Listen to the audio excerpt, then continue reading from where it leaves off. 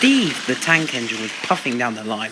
He was looking forward to a nice warm washdown when suddenly a Lego piece was blocking the track. His driver applied the brakes, but they failed, and he kept on going. His driver jumped clear, but for Steve, it was too late. And so it begins.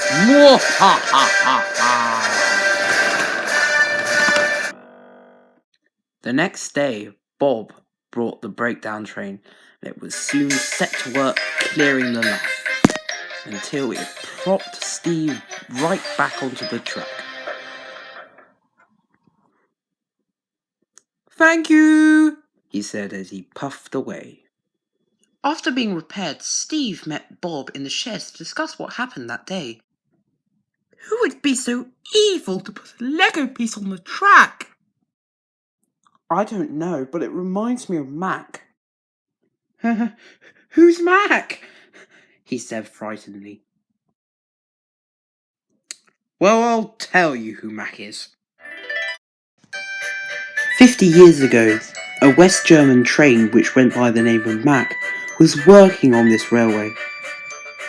His main job was taking freight across the island, but every Sunday night he would take the famous Midnight Express all across the railway. Most of the journeys were uneventful until one fateful night. "What do you mean, fateful night?" "Well, if you let me finish, I'll tell you what this one fateful night was." Mac was enjoying a nice long drink after pulling the Sunday Express. The coaches were uncoupled and his driver went off to take a nice long coffee break. All was going fine when suddenly a train hit the back of his coaches. The coaches leant forward and pushed his controls on. He realised he couldn't stop. He just kept rolling along. He then passed the danger sign which read, "Danger, unfinished bridge ahead." Mac tried everything to stop, but without a driver, he couldn't apply his brakes. Knowing impact was imminent, he shut his eyes and his safety valve burst one last time before he plunged into the valley below.